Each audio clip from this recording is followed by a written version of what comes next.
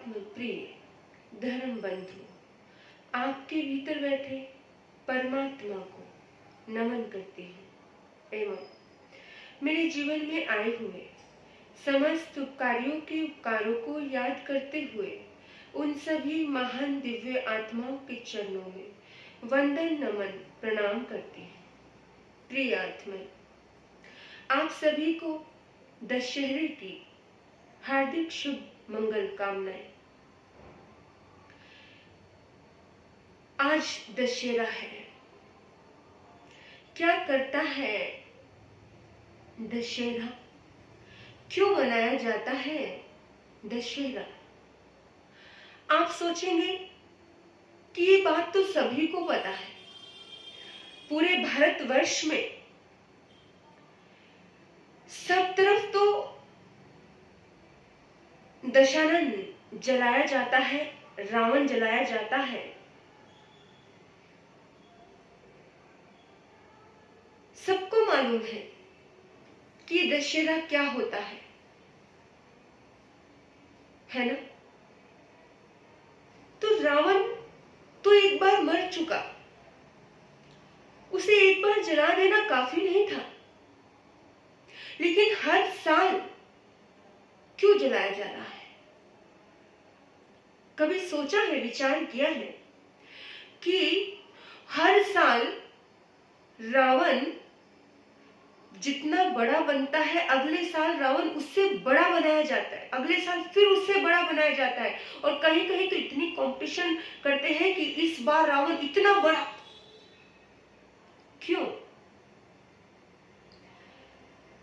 ये कलयुग हमें संदेश दे रहा है कि रावण जैसी प्रवृत्तियां बहुत बढ़ रही हैं। अब कोई राम चाहिए। विचार करना मेरे बंधुओं, रावण को हम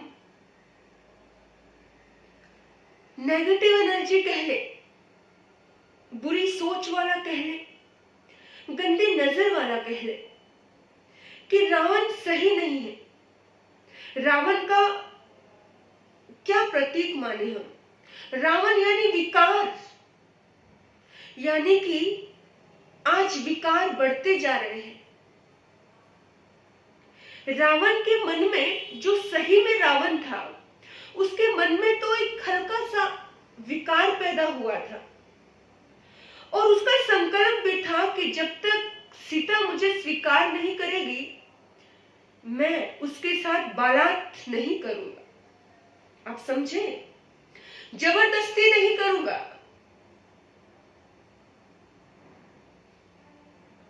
उसने अपनी प्रतिज्ञा का पालन किया। लेकिन आज क्या है?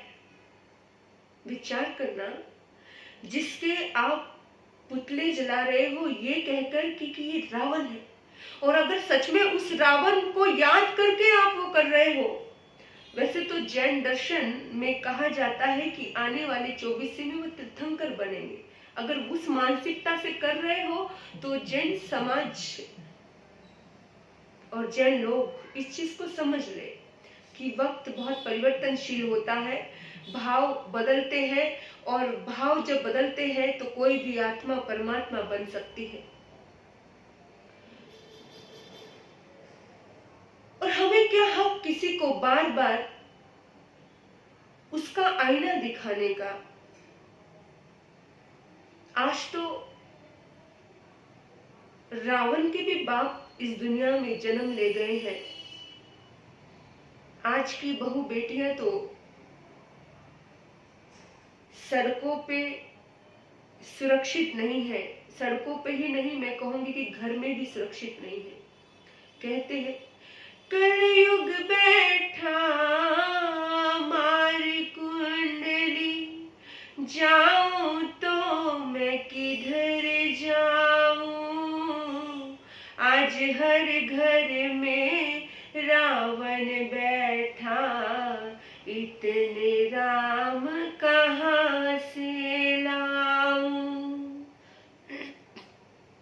आज हर घर में रावण बैठा, इतने राम कहाँ से लाऊं, कलयुग बैठा मार कुंडली। किसी कवि ने ये गीत बनाया, लेकिन मैं कहूंगी कि रावण आज के लोगों के लिए रावण शब्द बहुत छोटा हो गया है, क्योंकि आज के लोग जबरदस्ती करने वाले हैं, जबरदस्ती किसी के प्रति हिंसा करने वाले हैं। रावण जैसा होना भी बहुत बड़ी बात थी मेरे बंधु। आज का मानव रावण भी नहीं है, रावण से भी कई गुना पतन के रास्ते पर है। रावण कह करके रावण का अपमान मत कीजिए। माना वो अहंकारी था, माना उसकी दृष्टि किसी पे अटकी थी, लेकिन उसके पीछे एक बात थी कि उसे अपनी बहन का अपमान सहन नहीं हुआ, और आया तो था वो अपमान का बदला लेने, लेकिन हो गया कुछ और। फिर भी मेरे बंधु, हमारे मन में कितनी बार विकार की भावनाएं आई, विचार करना। अगर हम रावण को समझे एक दृष्टि से, तात्विक दृष्टि से, तत्व की दृष्टि से, गहराई से, आत्मा, परमात्मा, राम, सीता और कौन, रावण, ये तीन चीजें हमें समझनी है। एक सीता को समझना है, एक राम को समझना है, और एक रावण को समझना है। रावण का मतलब है कि कुछ बुराई, एक बुरी चीज, जो बुराई का प्रतीक है। क्या क्या बुराई, क्रोध, मान, माया, लोभ, हम कहते हैं 10 शहरा। 10 क्या है? 10 को हराना है। दशहरा क्या कह रहा है? 10 हरा, 10 को हराना है। 10 को किसने हराया? राम ने हराया। राम यानी परमात्मा, सीता यानी आत्मा, और रावण यानी विकार। इन्हें गहराई से समझना। आज दशहरा है, दशहरे को किसने 10 हरा, 10 को हरा। हमारा जैन दर्शन कहता है, जे एकन जाने ते सबम जाने, जिसने एक को जान लिया उसे सबको जान लिया। एके जिया जिए पंच, जिसने एक को जीत लिया उसने 5 को जीत लिया, और जिसने 5 को जीत लिया उसने 10 को जीत लिया। मेरे बंधुओं, यानी कि जिसने 5 इंद्रियों को जीत लिया। इंद्रियों के माध्यम से तो भटकता है मन। आंखें गई, रावण ने आंखों से ही देखा सीता को, और मन आ गया सीता के ऊपर। विकार आया आंखों से और मन आया उसके ऊपर। गलती की आंखों ने, आंखें बिगड़ी। यानी कि जब जब भी आंखें बिगड़ेंगी तो हमें समझ जाना है 5 इंद्रियां हैं हमारी। आंखें, कान, नाक, जिह्वा और शरीर, श्रोत इंद्रिय, चक्षु इंद्रिय, घ्राण इंद्रिय, रसना इंद्रिय और स्पर्श इंद्रिय। काया यानी कि शरीर से इंसान महसूस करता है चीजों को। तो इन 5 इंद्रियों को जीतना है। 4 कषायों को जीतना है। 1 मिनट में क्रोध आ जाता है, 1 मिनट में ईगो सताने लगती है, 1 मिनट में काम आ जाता है, 1 मिनट में ईर्ष्या आ जाती है, माया आ जाती है, लोभ आ जाता है। इतने सारे विकार हमारे भीतर में है। जब ये विकार जीते जाएंगे तब दशहरा होगा। कैसे जीतना है विकार को? एक मन को जीत लो। मन को जीते तो सबके सब जीते जाते हैं। कहते हैं मन ही तो एक पल में ला देता है तूफान, वश में गर हो जाए कर देता है कल्याण। मन ही तो एक पल में ला देता है तूफान, वश में गर हो जाए कर देता है कल्याण। अगर रावण का मन वश में हो जाता तो इतना बड़ा तूफान नहीं आता। विचार करना इस बात पर, तूफान कब कब आता है जिंदगी में? जब हमारा मन पर कंट्रोल खो जाता है तब तूफान आता है।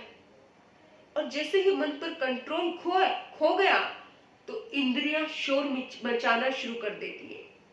आंखें कुछ कहती है, कान कुछ कहता है, शरीर कुछ कहता है, जुबान कुछ कहती है, नाक कुछ कहती है, यानी कि ये पांचों इंद्रियां जबरदस्त ढंग से बोलने लग जाती है ना। और इन इंद्रियों को वश में रखने के लिए स्टार्टिंग में देखो, एक हमारे भारतीय संस्कृति में इतने सुंदर और इतने सात्विक त्योहार आते हैं जो हमारी आत्मा को पवित्र करने के लिए आते हैं। 9 दिन तक प्रोसीजर चलता है। 9 दिन तक प्रोसीजर कैसा चल रहा है? 9 देवियों की आराधना होती है, या नवरात्रे में 9 देवियों की आराधना होती है, 9 देवियों की साधना होती है। उनसे हम शक्ति मांगते हैं, उनसे हम पावर मांगते हैं, उनसे हम दिव्यता मांगते हैं, और हम बहुत सात्विक जीवन जीते हैं कि नहीं? सात्विक जीवन यानी कि हम सात्विक खाना खा रहे हैं, हम आराधना कर रहे हैं, पूजा कर रहे हैं, साधना कर रहे हैं। 9 दिन ये नहीं करना, 9 दिन वो नहीं करना, यानी कि सभी मैंने तो यहाँ तक लोगों को देखा है कि जो लोग शराब के आदी होते हैं लेकिन उनको भी माँ के ऊपर बहुत ज्यादा श्रद्धा होती है, देवियों के ऊपर, तो वो लोग 9 दिन शराब को टच तक नहीं करते। ऐसे भी लोग हैं। तो मतलब आप सोचना, विचार करना कि 9 दिन ये शक्ति के दिन है। 9 दिन वो शक्ति को एकत्रित करते हैं। शक्ति को एकत्रित किया जाता है 9 दिन। जब 9 दिन पूरे होते हैं उसके बाद दशहरा होता है, यानी कि 10 को हरा देना। इन सभी 9 दिन साधना करके इंसान इसे हरा देता है, इन काम विकारों को हरा देता है। ये 9 दिन हमें मिले त्योहार, फेस्टिवल के रूप में। ये हमें हमारे जीवन में क्यों आते हैं? ये इसलिए आते हैं ताकि हमें जगाने, यानी कि ये किसका काम करते हैं? ये अलार्म का काम करते हैं। कैसे? आपने देखा कि जब भी व्यक्ति सोया होता है तो सोए हुए व्यक्ति के लिए अलार्म बजाया जाता है कि उठो। एक ऑप्शन होता है, जो आलसी होगा वो बंद करके फिर सो जाएगा, लेकिन जो थोड़ा समझदार होगा वो उठ जाएगा और करेगा। और जो उससे ज्यादा जागरूक होगा वो कहेगा कि अरे भाई, मुझे तो अलार्म की जरूरत नहीं है, मैं तो प्रतिपल जागरूक रहता हूँ। तो 3 प्रकार की आत्माएं होती हैं इस दुनिया में, इस धरती पे, जिन्हें जगाने की जरूरत पड़ती है। और जैसे ही वो जाग जाते हैं, वो एक्टिव हो जाते हैं, वो कहते हैं कि नहीं, 9 दिन के लिए क्यों सात्विक भोजन करना, 9 दिन के लिए ही क्यों अच्छा जीवन जीना, हर दिन जीना, हर दिन दशहरा मनाना, हर दिन विकारों से मुक्ति पाना, हर दिन अच्छा जीवन जीना, पूजा करना, आत्मा का उत्थान करना, हर दिन प्रतिपल एक भक्ति में जीना, ईश्वर की शक्ति का आह्वान करना, हर दिन करना। आज ही क्यों, एक ही दिन क्यों, है ना? इंसान को इस बारे में विशेष ध्यान रखना चाहिए कि कुछ लोग हैं जो वक्त आने पर थोड़ा सा अलार्म बजते ही जग जाते हैं। कुछ लोग होता है कि अलार्म बजने के बाद भी बंद करके सो जाते हैं, क्योंकि उन्हें कुछ लेना देना नहीं। नवरात्रे आए या दशहरा आए या दिवाली आए, उन्हें कुछ नहीं, उनकी जिंदगी में हमेशा दीपक बुझा ही रहता है। वो जैसे हैं कीचड़ में पड़े हैं और कीचड़ में ही पड़े रहते हैं, उन्हें कुछ लेना देना नहीं है किसी चीज से। ऐसे जीवन का जागना कितना मुश्किल है। ये दिन हमें जगाने के लिए आते हैं और कुछ लोग तो हमेशा के लिए जाग जाते हैं कि भी हम इन दिनों के भी मोहताज नहीं है। हम तो प्रतिदिन शक्ति की आराधना करते हैं, प्रतिदिन अपने विकारों से हम मुक्ति की ओर बढ़ रहे हैं। हम मतलब बहुत उच्च कोटि की वो आत्माएं होती हैं। फिर आगे बताया है, एक बात आप हमेशा ध्यान रखना, आप सभी ने रामायण देखी होगी। रामायण में दिखाया जाता है कि सीता को रावण हरण करके ले जाता है। उसका हरण कब हुआ, कभी विचार किया आपने? सीता मतलब है आत्मा, विचार करना, हमारी आत्मा। और राम मतलब है परमात्मा, और रावण मतलब है विकार। ठीक है। विकार हमारी आत्मा पर कब हावी होते हैं पता है? कब होते हैं? जब सीता अपने लक्ष्य से भटक जाती है। लक्ष्य यानी लक्ष्मण रेखा। जब सीता को लक्ष्मण रेखा का भान नहीं होता है, जब अपने लक्ष्य की तरफ गौर नहीं कर पाती है, सीता की जिंदगी में ऐसी परिस्थितियां आती हैं। कैसी परिस्थितियां आती हैं? सीता यानी आत्मा, यानी कि इस आत्मा की जिंदगी में ऐसी लुभावनीय परिस्थितियां आती हैं। लुभावनीय कैसे? ऐसी लुभावनी परिस्थिति कि सामने हिरण है, सोने का हिरण, और अट्रैक्ट हो गई, यानी इस संसार के प्रति ये आत्मा अट्रैक्ट हो जाती है। अट्रैक्ट होती है कामनाओं में, वासनाओं में, अट्रैक्ट होती है धन की दौड़ में, अट्रैक्ट होती है ये आत्मा कि कैसे किसी से आगे बढ़े और किसी को नीचे गिराए, नीचा दिखाए, अपने आप को ऊपर लेके आने के लिए किसी को नीचे दिखाना पड़े तो भी कर रहे हैं। यानी कि इस आत्मा पर बुराइयों की ओर अट्रैक्ट होती है वो। और वो बुराइयां ऐसे नहीं आ जाती है, कुछ लिबास ओढ़ करके आती है। ऐसे तो कोई एंट्री देता ही नहीं है ना बुराइयों को। यानी कि बड़ा अच्छा मुखौटा ओढ़ करके आती है। जब जब सीताएं लूटी जाती है, जब जब भी आत्मा लूटी जाती है, आत्मा को परेशानी होती है, आत्मा को दुख होता है, जब जब सीता को कोई तकलीफ आई, तो इसका मतलब समझ लेना कि कोई बुराई एक मुखौटा ओढ़ करके आई। सीधे सीधे तो कोई अपने आप को लूटने देगा नहीं। रावण मुखौटा ओढ़ करके आया था, सन्यासी का, ऋषि का। सीता के सामने लक्ष्मण रेखा थी, एक लक्ष्य दिया था, ये भी सबको पता था। राम को बोल दिया, परमात्मा को अपने आप से जुदा कर दिया आत्मा ने कि जाओ उसे लेकर के आओ, हिरण को लेकर। हम जैसे ही विकार नजदीक आते हैं, जैसे ही संसार का अट्रैक्शन आता है, वैसे ही हम परमात्मा से दूर होते जाते हैं।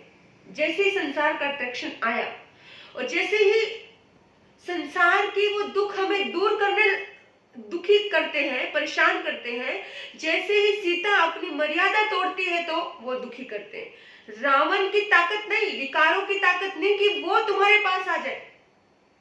तुम उसके पास जाते हो, तुम अट्रैक्ट होते हो। जब तुम अट्रैक्ट हुए, तुम गए, तुम किसी का भला करने गए। सीता तो किसी का भला करने गई थी। आत्मा सोचती है कि इससे खुशी मिलेगी।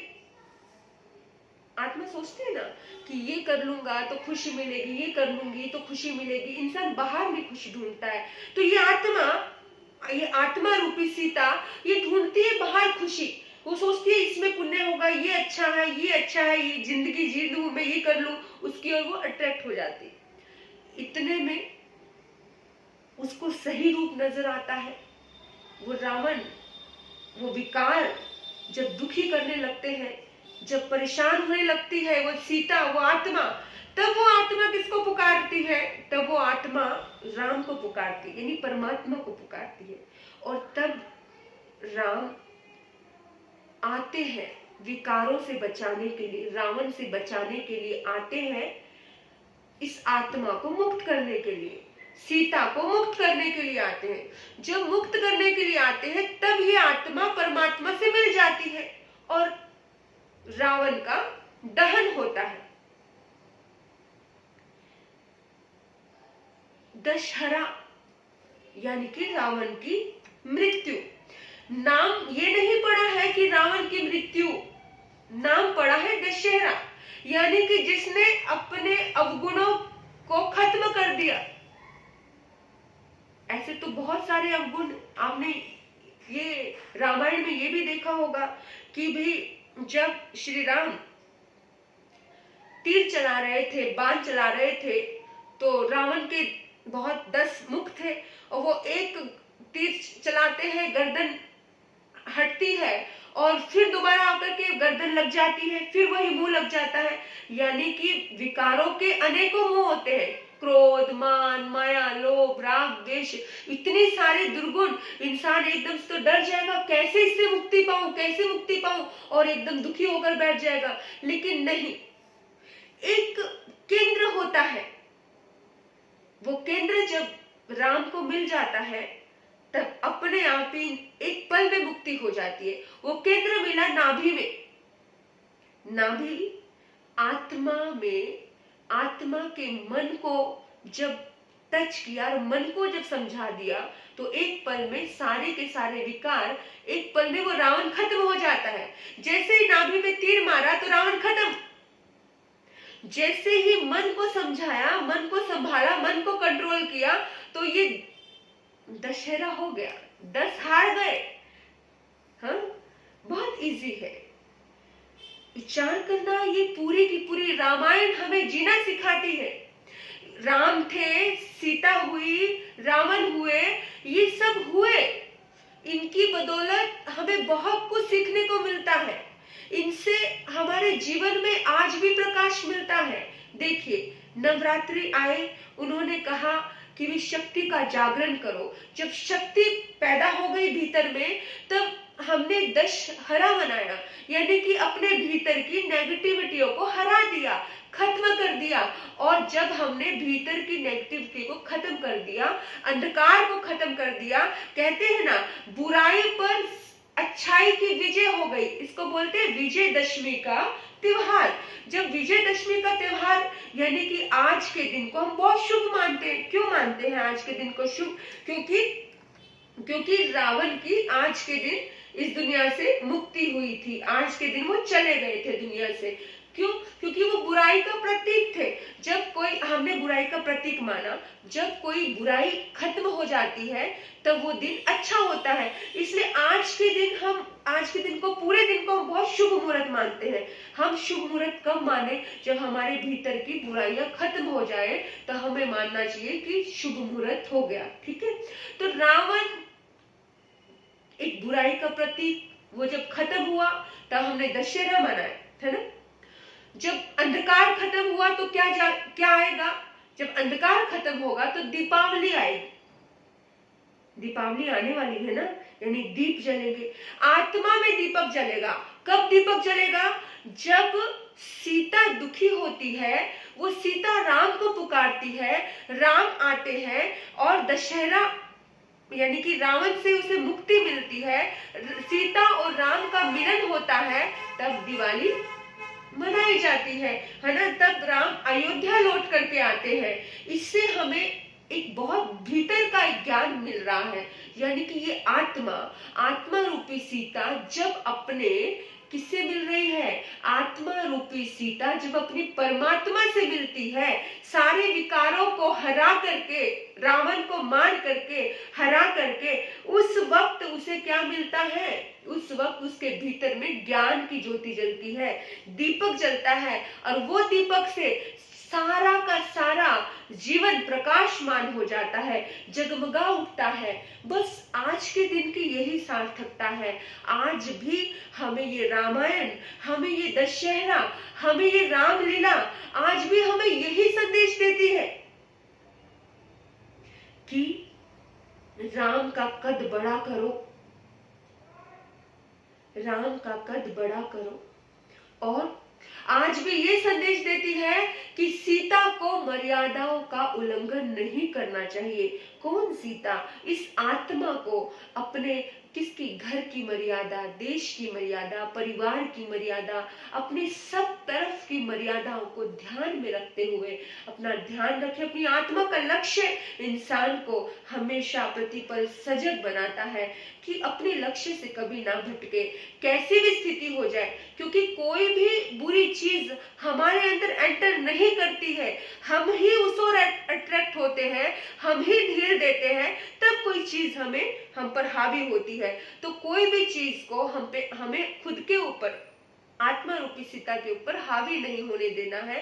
तो बहुत सुंदर आज का ये दिन है। आप सभी के लिए मंगल कामनाएं करती हूँ कि हम सब दशहरा मनाए, यानी कि बुराई पर विजय हो, किसकी?